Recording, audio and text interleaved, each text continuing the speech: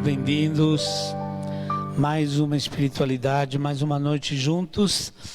É uma alegria receber vocês, mesmo que nessa distância, né? Peço que vamos aproveitar da oportunidade de interagir durante a nossa conversa. Deixe seu comentário, deixe sua pergunta, qualquer outra coisa que possa, né, nos fazer estar mais juntos e unidos nesse trabalho. Vamos começar com um momento de oração, ainda lembrando a festa de ontem, festa da Santíssima Trindade. Como disse na missa, esse amor trinitário de comunhão, de aliança, de plenitude, que envolve o Pai, o Filho e o Espírito Santo, que também é o nosso DNA espiritual.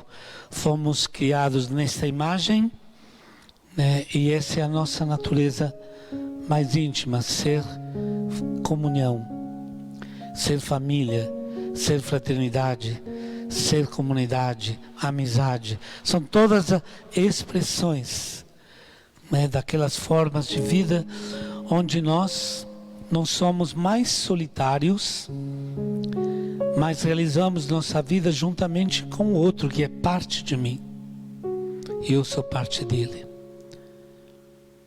Não queremos ser mais que os outros, mas junto com os outros, né, tentar viver entre nós o amor de Deus, que é um amor de união. Não é aquele amor onde um faz tudo e os outros ficam olhando, não. É aquela maneira de amor, que um círculo de amor que envolve todos nós. É exatamente nesse espírito de família, né? Nesse momento de oração, para abrir o nosso coração a Deus, abrir o Espírito Santo, a sua graça, a sua luz, que eu queria aqui fazer lembrança do Abel, que hoje completa um ano de falecimento. Lembrar a Rosa, as suas meninas.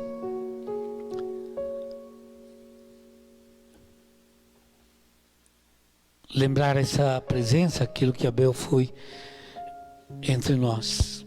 Um ano que está na casa do Pai. Um ano que encontrou seu lugar definitivo, apesar que para nós isso é difícil, é misterioso. E para nós a morte fala muito mais de ausência, né? Usamos tantas expressões para dizer isso. Perdemos fulano. E nós não perdemos Abel, nós o ganhamos para sempre. Nós o ganhamos para sempre.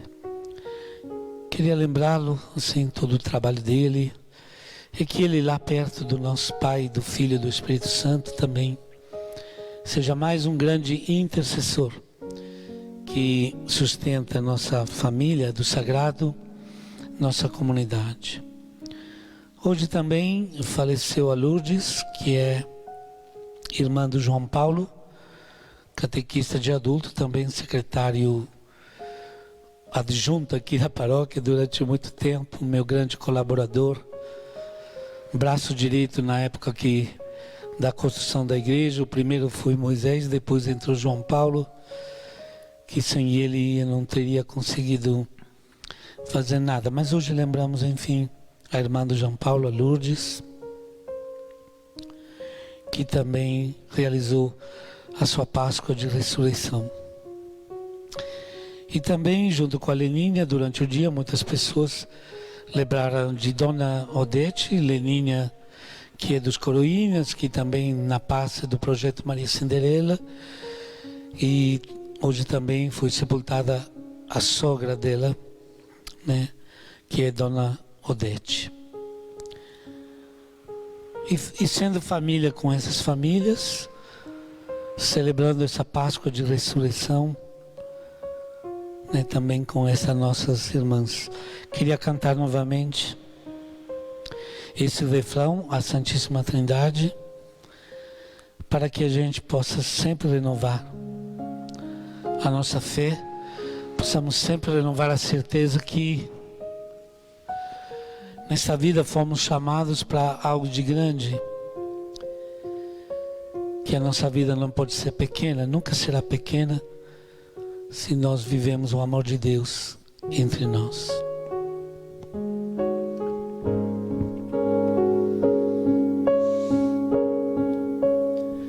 Se nos amamos, Deus vive em nós, e assim permanecemos no amor. Ele nos dá seu Espírito Santo, Ele nos dá vida, pois somos para sempre seus filhos. Deus é amor, Deus é amor, divina Trindade, perfeita caridade. Deus é amor, Deus é amor, Deus é amor, divina Trindade, perfeita caridade. Deus é amor.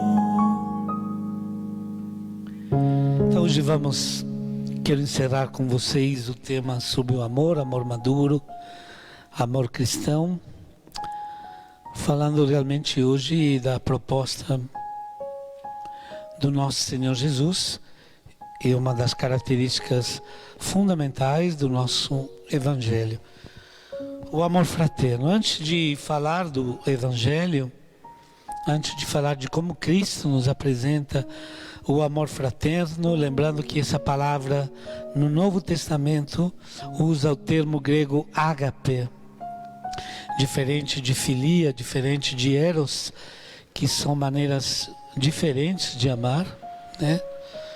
Então o amor fraterno, o amor ao próximo, o amor entre nós, o amor de Deus, o amor que Deus tem por nós, o amor que nós temos por Deus, no Novo Testamento é sempre usada a mesma palavra, o mesmo verbo, ágape, agapeio.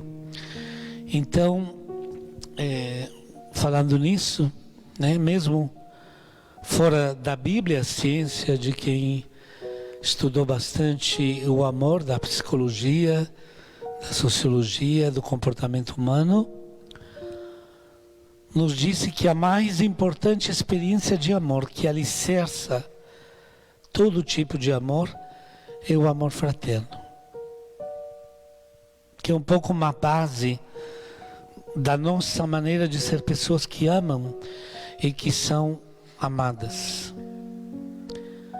Então o amor fraterno, entendemos por ele todo sentimento e comprometimento em relação ao cuidado, à responsabilidade, ao respeito de qualquer outro ser humano, é o amor fraterno. É por esse amor, né, que a gente cresce e aprende a amar o outro e sair de si mesmo. Não tem amor verdadeiro permanecendo em nós, no nosso interesse, apenas nos nossos desejos, projetos. Precisamos sair de nós. E o outro que permite que isso aconteça. E o amor fraterno é uma das características, uma das afirmações fundamentais da Bíblia, né? Que desde o Antigo Testamento e textos muito antigos nos ensina a amar o próximo como a ti mesmo. Então, o amor fraterno se caracteriza pela falta de exclusividade. Não é amor porque a pessoa é da minha família, porque é do meu grupo de amigos, ou do meu grupo da igreja, ou do meu grupo do trabalho, mas se entende aquele amor que somos capazes de dar a todos os seres humanos. O amor fraterno, então, se caracteriza na experiência que todos somos um. Todos somos um. Então, mesmo esse desejo de fraternidade universal, né? Que toca a todos os nossos corações. E a gente aprende, olhando para o desamparado, olhando para o pobre, para o estranho, para o estrangeiro. Nós aprendemos assim a amar, a viver o amor fraterno. Então, a primeira experiência que o nosso amor cresce e se torna maior, é exatamente nesse tipo de amor, onde, olhando as pessoas mais sofridas, a gente ama sem receber nada em volta. E aí nós fazemos a experiência da gratuidade. Fazemos a experiência de nos doar, não porque recebemos alguma coisa, mas pelo próprio sentido de nos doar, de ajudar, de socorrer, de ser movidos pela compaixão. Olha, e esse assunto na história da humanidade e na história das religiões é muito, muito, muito antigo. E na Bíblia, então, como já disse, é um dos temas fundamentais. Por exemplo, a gente pode pegar Isaías, que é um profeta de 500 anos antes de Cristo, 540, 50, 60 anos antes de Cristo, que ele viveu o seu ministério, são mais de 2.500 anos atrás, que já profetizava, por exemplo, no capítulo 58, nesses versículos que vamos destacar, num momento que ele fala do jejum que agrada a Deus, Deus se lamentando de incensos, de sacrifício de animais, de ritos exteriores. E vocês sabem que quando o profeta profetiza em primeira pessoa, ele fala como se fosse Deus que fala. Isso se chama de, né, uma pequena noção bíblica, oráculos. Oráculos. Então, quando o profeta usa e profetiza na forma do oráculo, ele está falando como se fosse Deus em primeira pessoa. Ele fala em nome de Deus. Por isso Deus, nesse trecho que eu vou ler com vocês, diz assim: por acaso não consiste nisso o jejum que eu escolhi? Em romper os grilhões da iniquidade, em soltar as ataduras do jugo, impor em liberdade os oprimidos e despedaçar todo o jugo. Por acaso não consiste em repartir o teu pão com o faminto, em recolher em tua casa os pobres desabrigados, investires aqueles que vês nu, e não te esconderes daquele que é a tua carne. Olha, 2.500 anos atrás.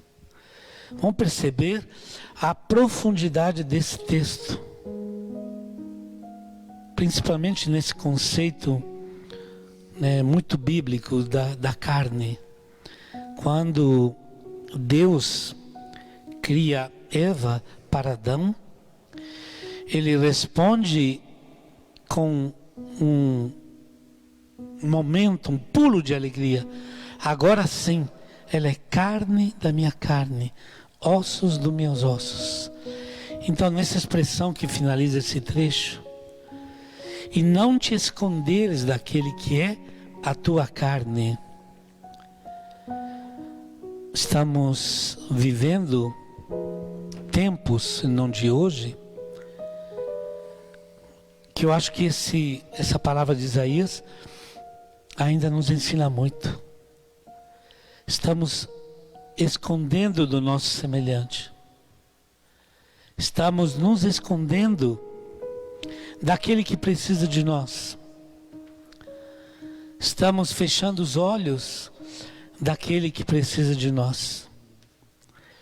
Estamos ficando dentro daquela rodinha de uma vida que não tira o nosso conforto, que não tira a gente do cômodo que é um quarto e do cômodo que é a preguiça de querer agir e repetir, como repetiu Caim depois de ter matado o irmão, sendo cobrado por Deus.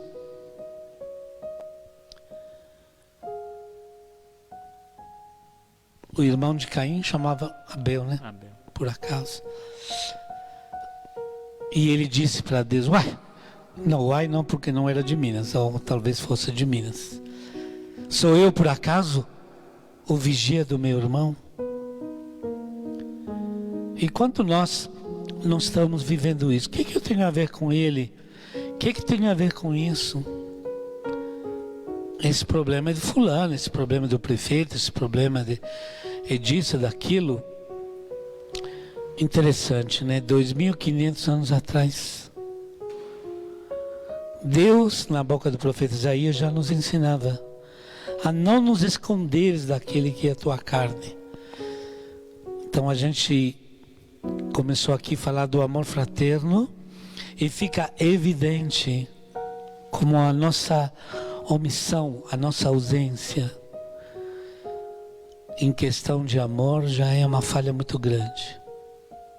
Aliás, não precisa nem pensar muito no pobre, no desamparado, no abandonado, naquele jogado na rua. Quantas pessoas, quantos jovens, quantas meninas, meninos já me confessaram, padre, eu tive um pai ausente. Em relação de amor, numa relação de amor, na família, fora dela, uma das queixas principais é a ausência. Quem não ama não é presente. Aliás, quem não se faz presente não ama.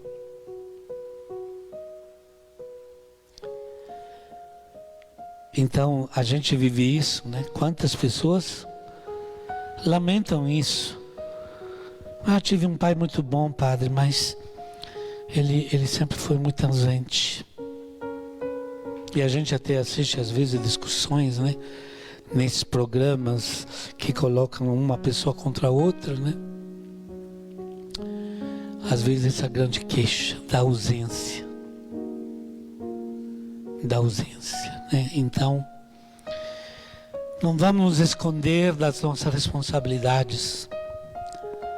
Não vamos fugir da nossa responsabilidade. Então o amor fraterno existe a partir de dentro de nossa casa. E a gente tem que aprender amando gratuitamente, sem receber nada em troca.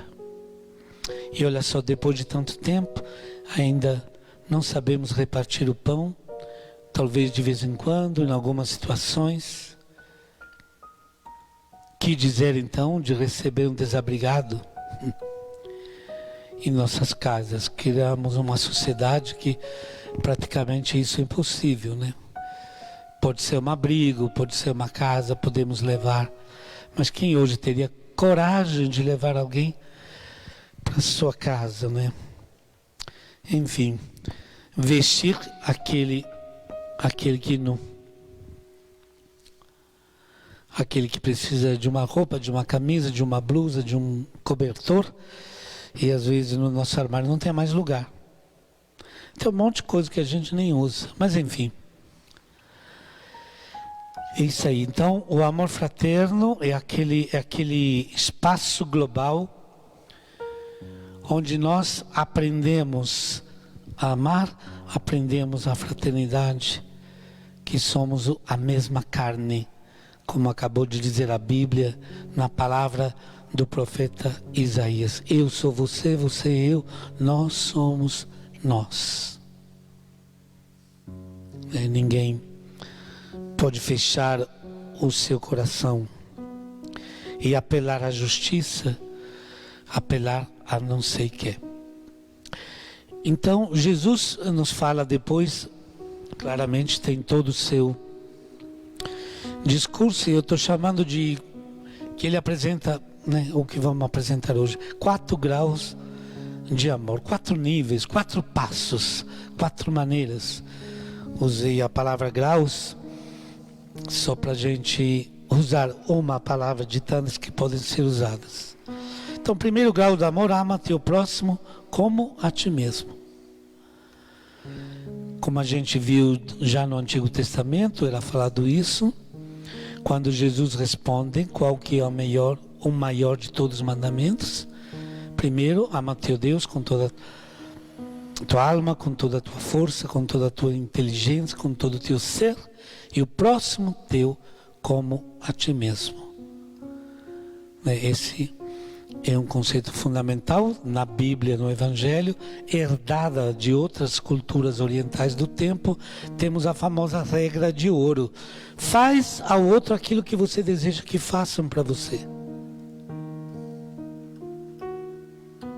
A regra de ouro que nos ajuda. Mas Jesus um dia contou a parábola do samaritano, que nós chamamos de bom, porque um homem que foi assaltado, estava lá jogado, ferido, cheio de ferimentos, e as pessoas passam, Jesus conta a história bem programada, e coloca um levita que passa, que seria um René da vida hoje, um atendente de liturgia, um acólito, um ministro da Eucaristia do templo, né, que não tinha ainda missa e Eucaristia, mas enfim, os levitas eram aqueles que ajudavam no templo.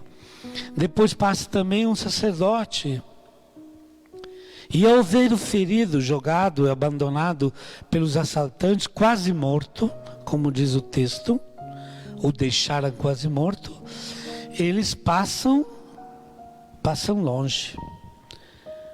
Estava na calçada deles, foram para o outro lado, do jeito que me acontece. Às vezes no centro, quando alguém não quer me cumprimentar, me vê de longe, já muda de calçada, né? Não vamos cruzar. Deve ter acontecido com vocês também. Mas isso era grave, ele estava ferido. E olha, o levita, então o atendente da liturgia do templo, e o sacerdote, o ministrante, o ministro das liturgias do templo, passam longe. Jesus não está fazendo um juízo moral de falta de compaixão, de indiferença. É bem provável que os dois não se aproximam porque não se podia tocar o sangue. As pessoas feridas não podiam ser atendidas por um sacerdote, por um levita. Então, bem provável que, para obedecer à lei da pureza, que se vivia no tempo de Jesus, que não era a lei de Deus, era a lei como foi transformada, principalmente pelos escribas e os fariseus. Por obedecer à lei, então, não se aproximaram e passaram certinhos. Olha, por que Jesus está contando isso? Porque teve um homem que, se era um doutor da lei, que falou que estava vivendo um mandamento, e perante a resposta, os mandamentos, perante a resposta de Jesus, que o maior de todo era amar a Deus, de todas aquelas maneiras que diz, e o próximo como a ti mesmo, faz uma pergunta para cascar fora. É aquela pergunta que você faz para ver como pode fugir daquela obrigação. Mas quem é o meu próximo? Seria como ele estivesse insinuando. Está falando do meu pai, da minha mãe, do meu irmão, da minha tia, do meu vizinho? De quem que está falando? Quem que é meu próximo? Quem que é próximo de mim?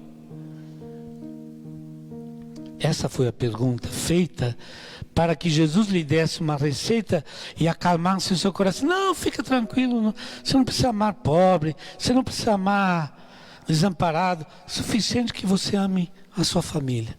Isso que ele queria ouvir. Não era uma pergunta inocente. Era uma pergunta de quem que limitara o seu raio de ação. de quem não quer incômodo, de quem quer ficar na sua região de conforto. E tudo o Evangelho e a palavra, o exemplo de Jesus é tudo menos que conforto, mesmo que Ele nos conforta muito. Mas a sua proposta é tudo menos que algo cômodo. Então essa é a pergunta, e Jesus deu a resposta. Passou o levita, passou o sacerdote e o samaritano, que era do norte da Palestina, o povo que se misturou com outras pessoas de outras religiões, portanto considerados pagãos, traidores, pecadores, pessoas que não prestam. E aquele que não presta, talvez porque não estava amarrado a uma lei injusta, se aproxima, cuida desse ferido, ao ponto de carregá-lo, levá-lo para uma pousada, deixar o dinheiro para cuidar deles o tempo que for necessário. E esse era o samaritano, aquele que era chamado de pecador. E Jesus não era mole também com suas parábolas, e ele realmente interferia profundamente com seu interlocutor, nesse caso com a lei. Jesus fala com o doutor da lei, está dizendo para ele praticamente: você viu que a sua lei não serve para nada? Você viu que quem abraça a lei não ama? É igualzinho hoje, gente. Igualzinho hoje, às vezes a gente percebe algum discurso: mas porque fulano é assim, assado. Porque fulano não casou na igreja. Não, porque ele divorciou. É porque isso, é porque aquilo. E a gente às vezes coloca a lei, as regras, a tradição da igreja, que pelo amor de Deus tem sua importância, mas não é mais importante que o amor. Mas enfim, Jesus conta essa parábola, mas a grande surpresa de tudo isso, a grande surpresa vem no final. Porque depois que Jesus conta a atitude do levita, do sacerdote e do samaritano, Jesus não disse que o próximo era o homem ferido, deixado quase morto pelos assaltantes. Jesus pergunta para ele, quem dele se fez próximo? Qual que era a pergunta inicial que o doutor da lei perguntou? Quem é o meu próximo? Qual é a pergunta final de Jesus? Jesus virou totalmente o jogo. Quem se fez próximo da pessoa abandonada pelos assaltantes? Então, em lugar de responder para ele: não, o próximo são aquele 10, 15, 12 da tua família, pode ficar tranquilo. Jesus lhe disse praticamente: você tem que se aproximar de todos que precisam. Você tem que ser o próximo. Ninguém ama o próximo se não se torna próximo. Se aproximar, ficar mais perto. E tem um verbo que acompanha a atitude do bom samaritano, que é um verbo que acontece 3 vezes só na Bíblia, no Novo Testamento, que é o verbo compaixão, que é o mesmo verbo. Estamos no Evangelho de Lucas, né? Para quem quiser marcar, reler e aprender com Lucas 10, de 25 a 37, e essa parábola, capítulo 10 de Lucas, está na tela, tá bom? Mas, então Jesus está não fechando o horizonte do amor fraterno, mas abrindo totalmente. Porque se eu fico fechado em casa, se eu estou no sofá, assistindo TV, Netflix, né, agora, uma série, o povo me seduziu, me convenceu, Davi, que aquela seriado de Maria Madalena é fantástico, era lindo, todo mundo apaixonado por essa mulher. Não posso dizer os homens que me contaram, mas biblicamente apaixonados, né? Aí eu fui, não tinha Netflix, fiz uma assinatura teste de uma semana, não me lembro. Foi ver a tal de Madalena, assisti o primeiro capítulo, aí vi que tinha mais 69, falei, vá tomar banho. Tive que largar dela, não tem tempo para ficar 70 capítulos. Então, se eu estou lá assistindo meus capítulos, se eu estou no sofá assistindo meu futebol, se eu sou o Padre Graciano e estou na minha mesa de trabalho com um livro que não vinha a hora de poder ler, estudar, quem que é meu próximo? Se eu estou na minha, nunca terá um próximo. Como disse o profeta Isaías, a gente está sempre escondido nos próprios interesses. Agora, se Jesus me diz, você quer realmente viver o segundo maior mandamento, depois do amor a Deus, então se torne próximo, se aproxime. Não é ficar esperando passivamente, que quem sabe na vida tenha 4, 5 vezes chance de ajudar alguém, mas é me colocar ativamente, de olhos abertos, pronto a ouvir o grito, o desespero, o choro, as lágrimas de quem está precisando. Olha que bonito, gente. Olha que mestre maravilhoso que nós temos. Eu sei, incomoda, mas que sentido fantástico que nós recebemos na vida, nos tornar próximos, nos aproximar e como samaritanos ser levados pela compaixão. E vocês já repararam isso na vida, né? A pessoa que tem esse tipo de coração, esse tipo de atitude, a pessoa que entendeu e se realiza sendo próximo, ela sempre está fazendo alguma coisa. Você olha certas pessoas da comunidade, mas não é possível, fulano. Ele já visitou aquela tia, já foi no hospital, foi lá no trabalho com o pessoal que faz o... tá fugindo a palavra. Quando tem que trocar o sangue porque o rim não funciona. É hemodiálise, isso. E vai lá na hemodiálise para levar um lanchinho. Nós já fizemos isso aqui com várias pessoas. Porque seu coração, porque dentro dela sente que a sua vida tem que ser preciosa.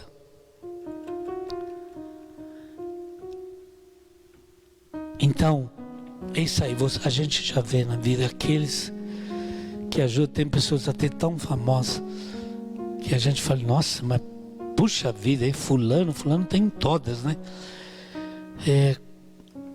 Contrariamente a outros que não descobriram esse amor próximo como o teu mesmo, se tornando próximo, é que assim, um dia tem dor de cabeça, um dia tem que ir no médico, um dia tem o time dele jogando, um dia não sei o que, um dia tem que lavar o carro, e aí é complicado. Tudo é mais importante que o próximo, tudo é mais importante que amar.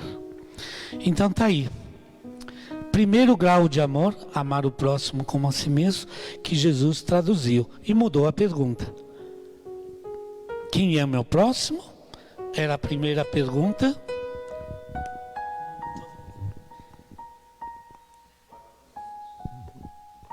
Que falta ou que já usei? Já usei 40 minutos, esse padre fala demais. Mas o primeiro grau de amor era o mais longo, viu? Já vai ser mais rápido. Hoje quero terminar isso, porque quero terminar esse tema e abrir outro, né? Que tem tanta coisa boa que podemos falar, mas também, Luiz, precisa um pouco mudar, né? Falamos pelo menos 6 encontros sobre amor.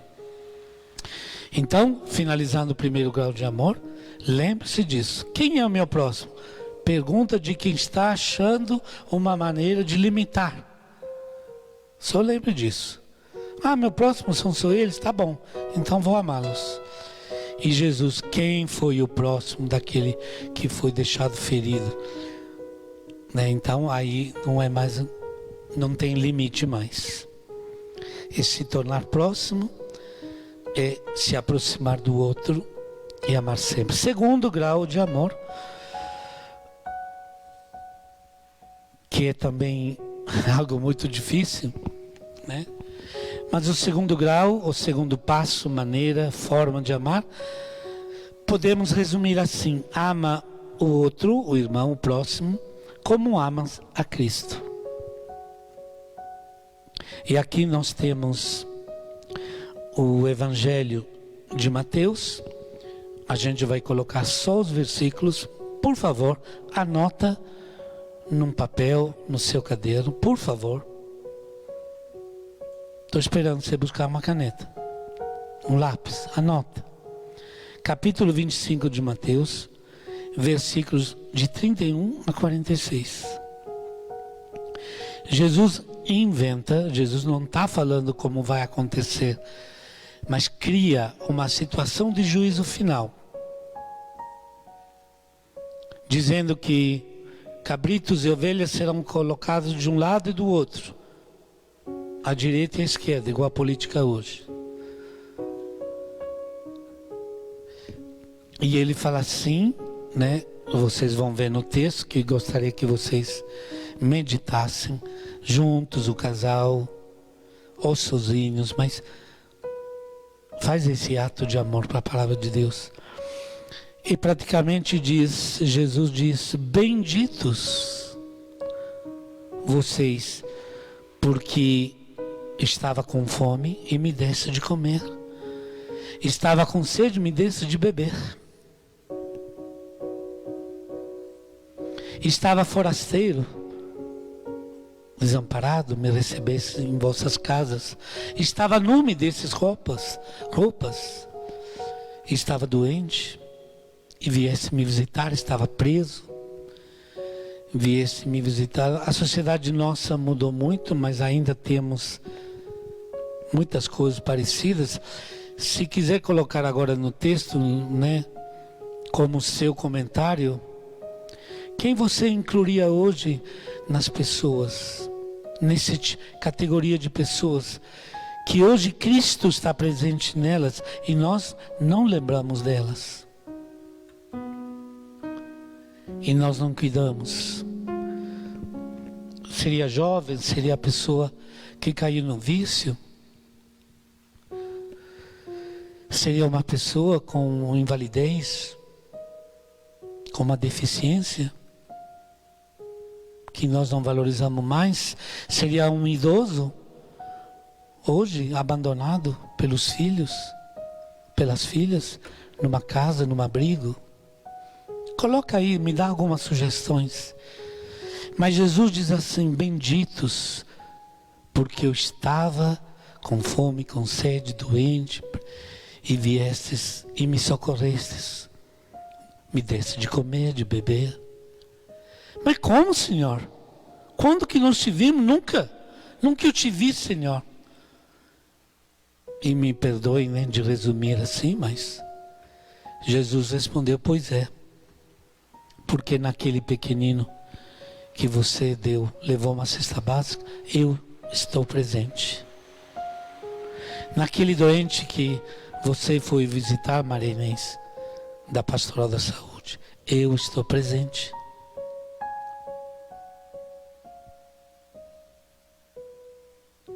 Eu estou presente neles. Depois vem a parte dura do Evangelho, que vocês vão lá, que é a parte dos malditos. Porque eu estava com fome e não me desse de comer.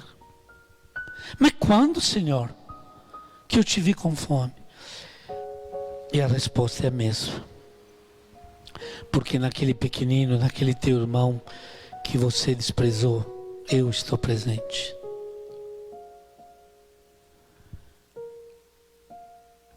Então, precisa amar, enxergar no nosso próximo o Cristo. Cristo não quer ser amado mais que nós. Olha que Deus diferente. Olha o que Deus faz conosco. Eu lembro daquele trecho do Tiago, da carta, que é terrificante. Que adianta celebrar a missa com cálice de ouro, cheio de pedras preciosas, com roupas douradas, finas. Do que adianta dar tanta honra com nossas roupas e nossos vasos sagrados de luxo a Deus? Desculpem, na nossa liturgia, se depois na porta tem um faminto, que não vai se alimentar com o nosso cálice dourado, que não vai se alimentar com nossas roupas finas, com certeza amor à liturgia, amor à igreja. Nossa igreja é linda, celebrar de maneira bonita, usar vestes litúrgicas dignas, limpas, especiais, cantar bem, tocar bem, usar microfone que funciona, tudo para nossas celebrações. Mas nada é mais importante de que tem fome. Não adianta uma comunidade celebrar liturgias maravilhosas se não visita seus doentes. Porque Cristo está presente nele. Ele vai te abraçar, viu? No dia que nós viveremos, como alguns hoje viveram, a nossa Páscoa de ressurreição, nós seremos abraçados por Cristo, que vai nos dizer obrigado por aquele dia, obrigado por aquilo, porque no Evangelho também está escrito que Deus não vai esquecer nada do que foi feito por amor. Então esse é o segundo grau. Ama o irmão como amas a Cristo, identifica nele o Cristo.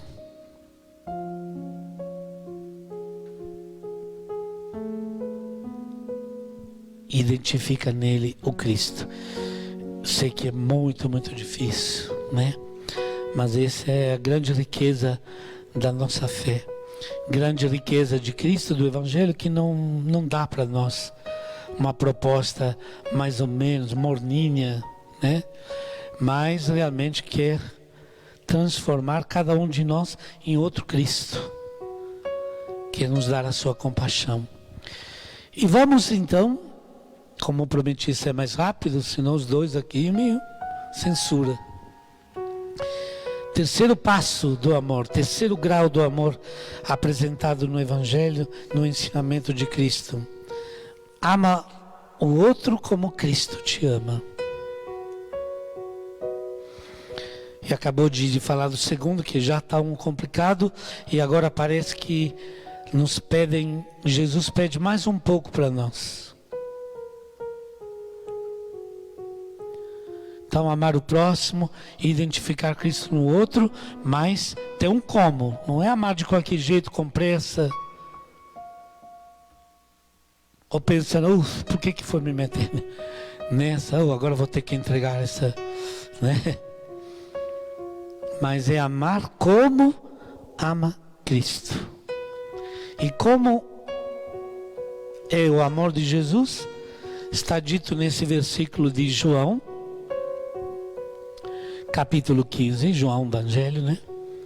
Capítulo 15, na verdade são alguns versículos que vocês vão ler, marca esse também, João 15, de 9 a 13, onde quando Jesus resume, diz que ninguém tem amor maior de quem dá a vida pelos seus amigos.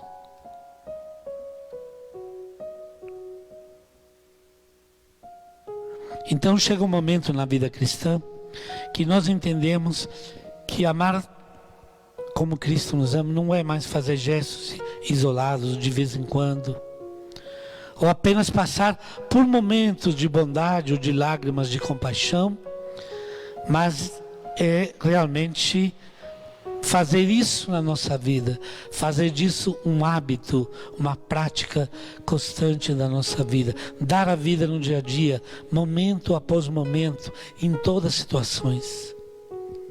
Não é mais uma atitude isolada, Não é mais a atitude de quem faz quando dá vontade. De quem participa quando está afim. De quem só vai quando é chamado e convidado.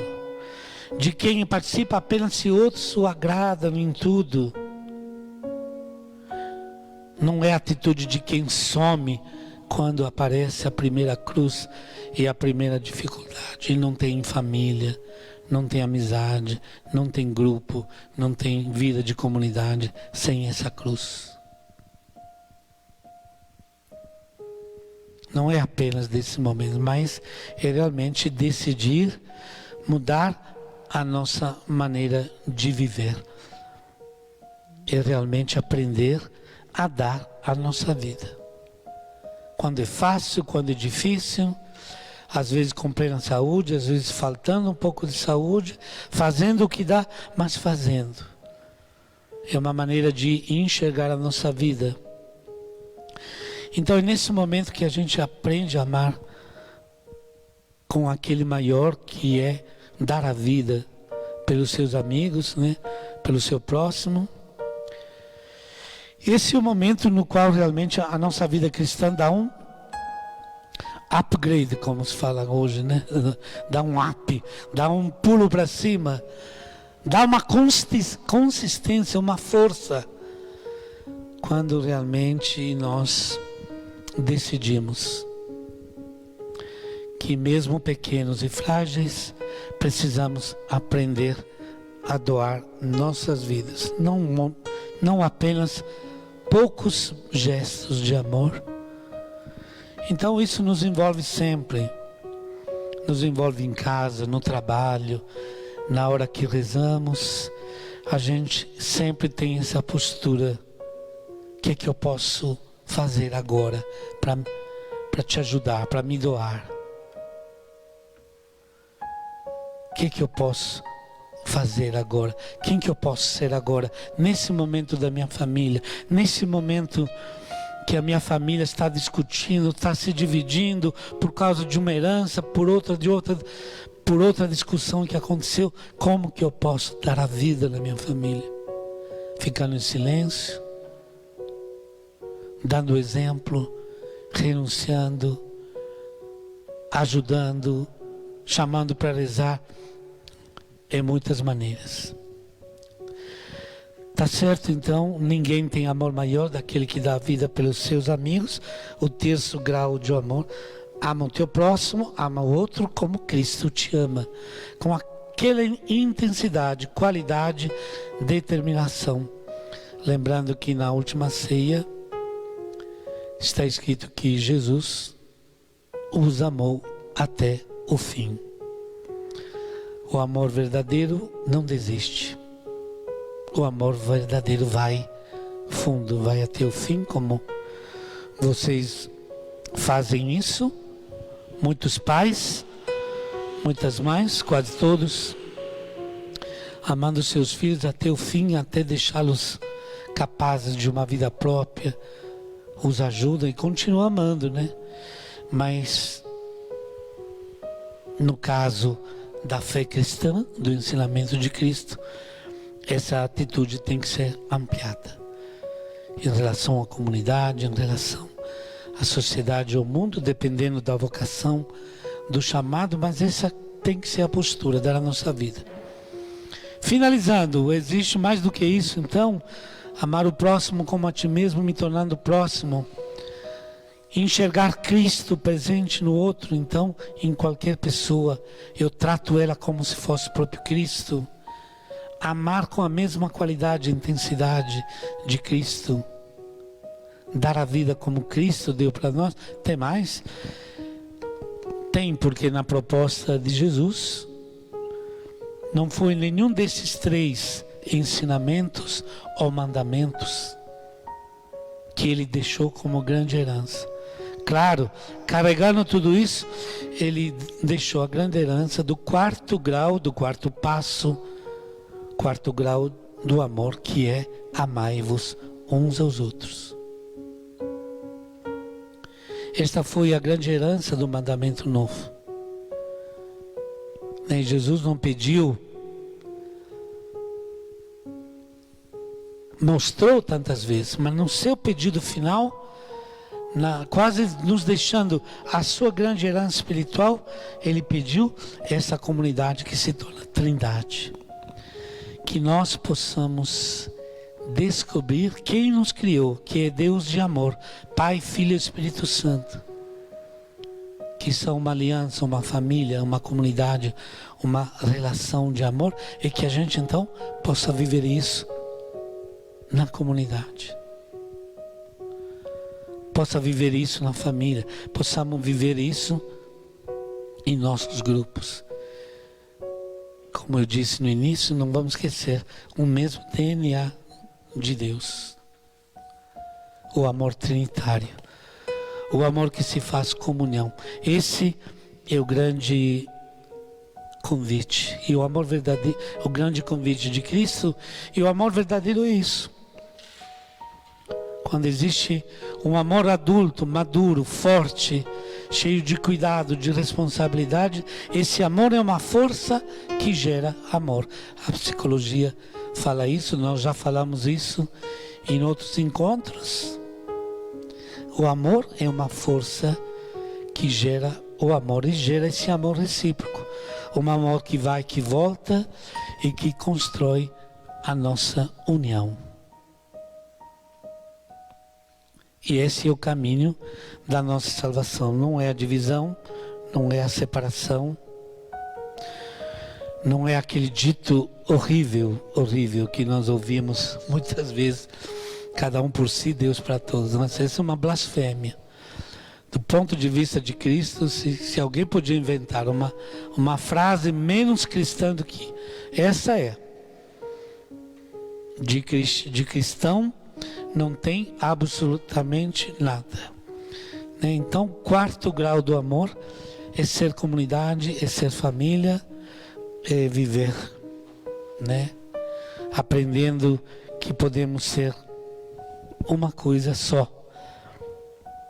que podemos ser unidos, que é muito mais importante estar juntos fazendo menos do que nos dividir e brigar fazendo mais. Às vezes tem uma pessoa que pensa assim: não quero ninguém me ajudar, porque se eu faço sozinho tudo é melhor. É o melhor que não interessa a Deus. É o melhor que, se você tem como fazer tudo melhor, então ama quem está contigo, para que todos juntos possamos fazer o melhor. Que muitas vezes depois a pessoa que abraça tudo sozinho, quer fazer tudo sozinho, chega aquele dia que ela vai jogar isso na tua cara. Mas como você não deixou ninguém te ajudar, agora você fala assim?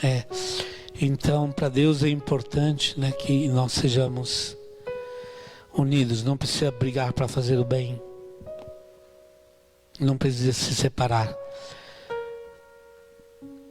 Pode estar ausente uma pessoa que está presente o tempo todo fisicamente, demais.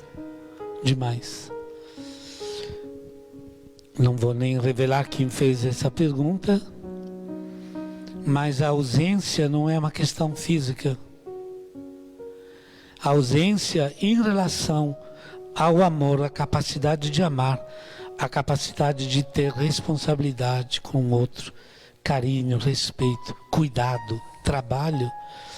A ausência é muito mais uma atitude interior da pessoa. E hoje a gente vê muito isso.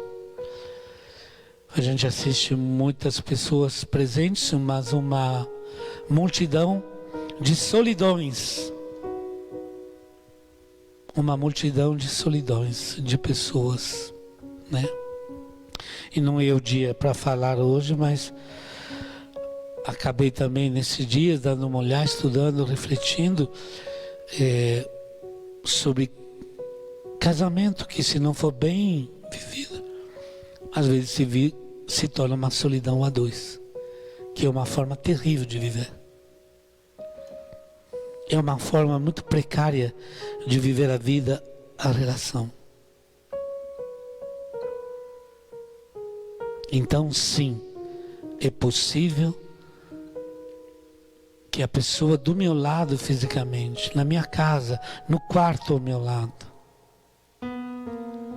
está presente fisicamente, está ausente fisicamente. É muito possível, é muito comum e muito mais comum de que nós falamos. Se vocês lembram do início,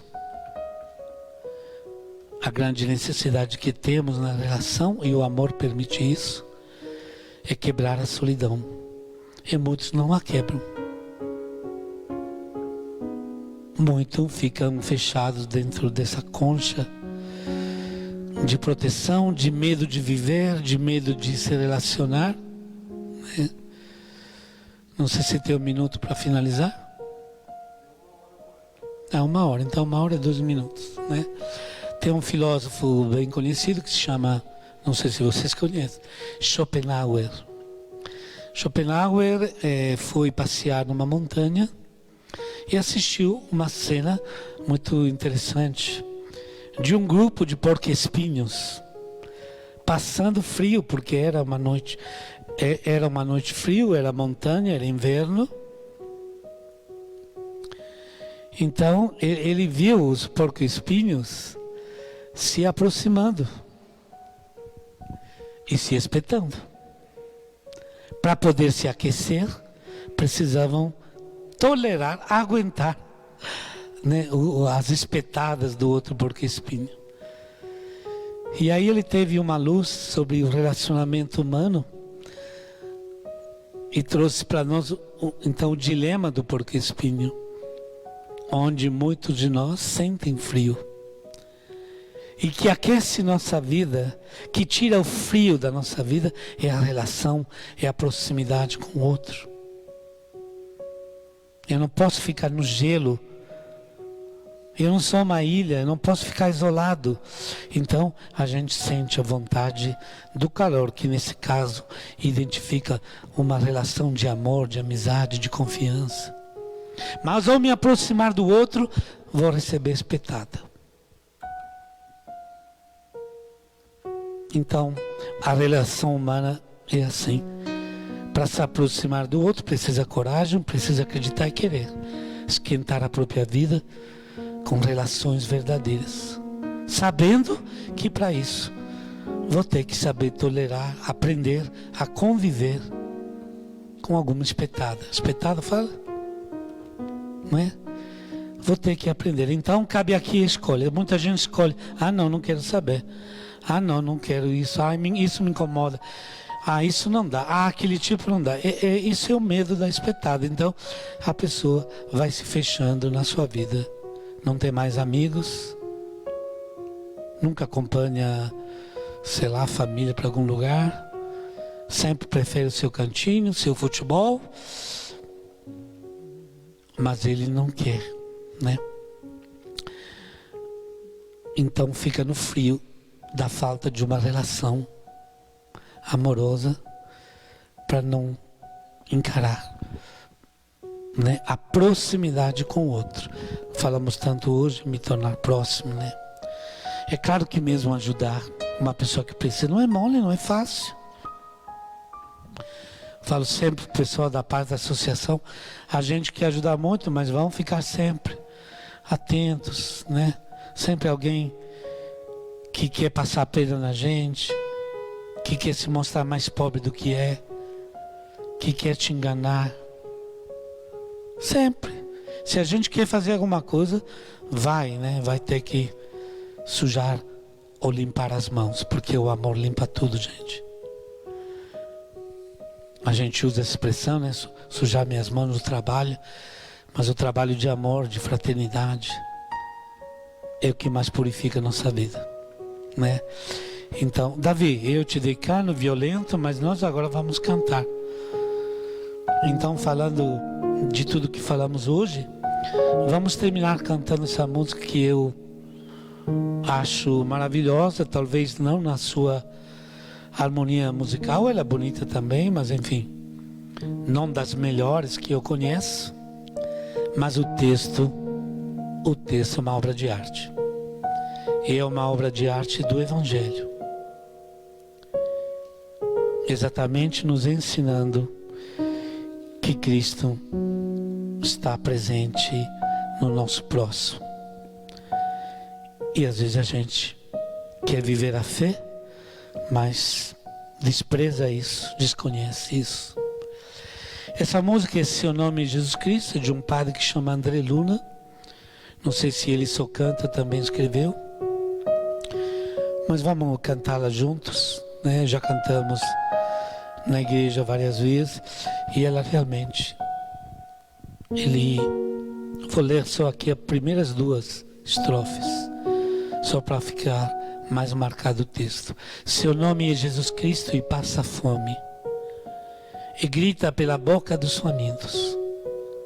E a gente, quando vê, passa adiante, às vezes para chegar depressa à igreja.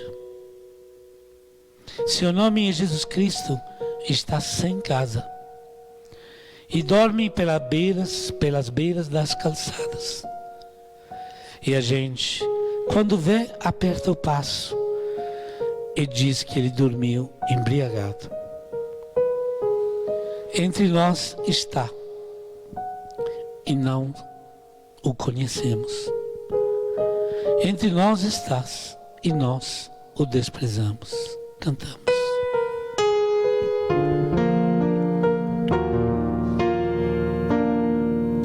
Seu nome é Jesus Cristo e passa fome,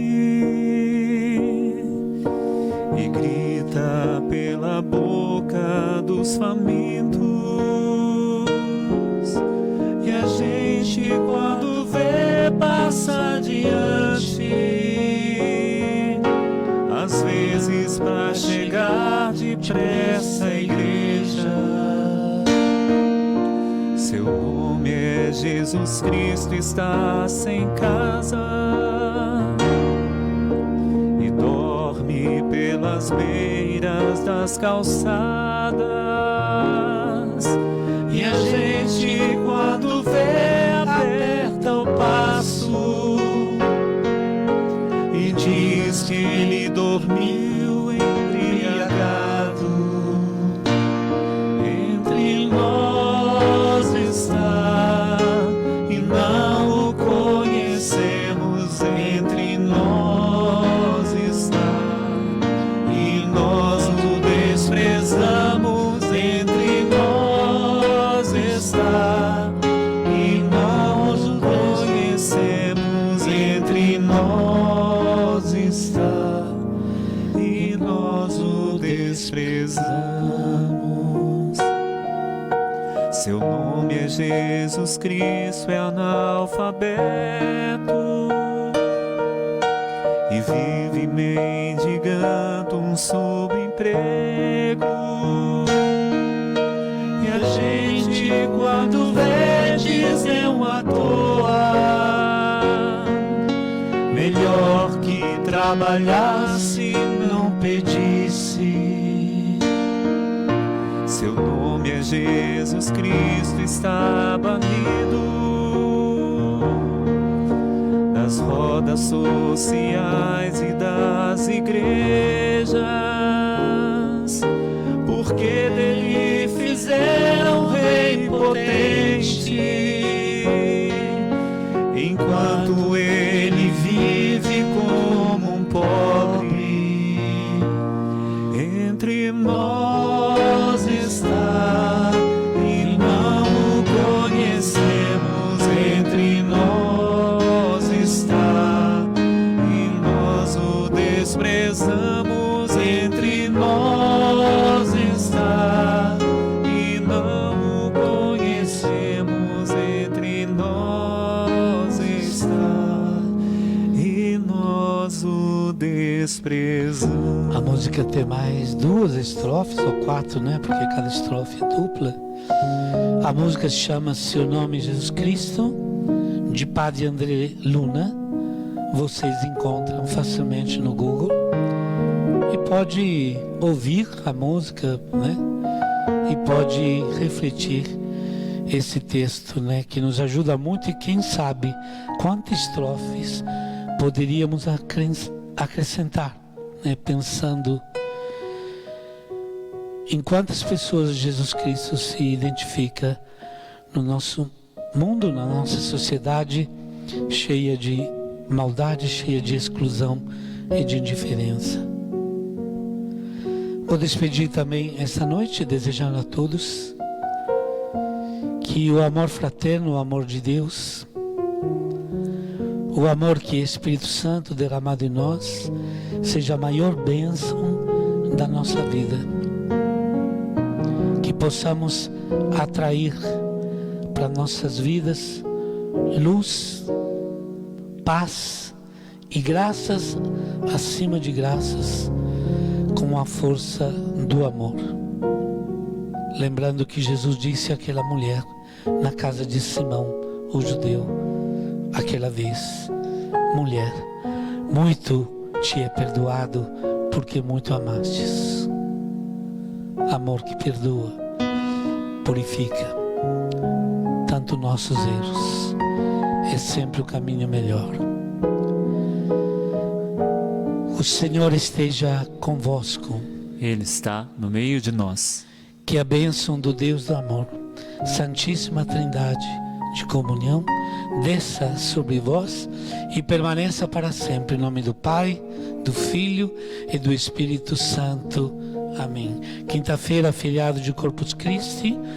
A Igreja do Sagrado fica aberta o dia inteiro, a partir das 8 da manhã, com a exposição do Santíssimo, até as 2h da tarde, quando nós vamos preparar a celebração da missa, que pelo decreto diocesano, lembro que não é vontade individual de nenhum padre, de nenhuma paróquia, no Corpus Christi ainda será transmitida desta maneira que estamos transmitindo e celebrando as missas, na esperança muito grande, olhe para o meu olhar, na esperança muito grande que logo possamos, mesmo que de maneira parcial, voltar à celebração, mesmo com números limitados, com regras e tudo, tá bom? Então, até quinta-feira, a missa de Corpus Christi às 15 horas, desculpa? O quê? Cada um puxa a sardinha, né? Quarta-feira às 20 horas tem programa Pastoral em Ação, sendo que nessa semana o convidado é a equipe da Pascom, do jornal, é isso, Davi? Do jornal, né, que está vivo há mais de 20 anos, né? Nunca entrou na UTI, nunca pegou coronavírus e está vivo mais do que nunca nesses dias, de forma digital, como espalhamos em todos os grupos. Você também pode copiar e mandar para os seus amigos do Face, do YouTube, do WhatsApp, do Instagram e tudo mais. Uma boa noite, obrigado por estar conosco. Deus nos abençoe e nos ilumine. Não esqueça, espiritualidade e luz na nossa vida. É muito melhor viver na luz que na sombra. Uma boa noite a todos.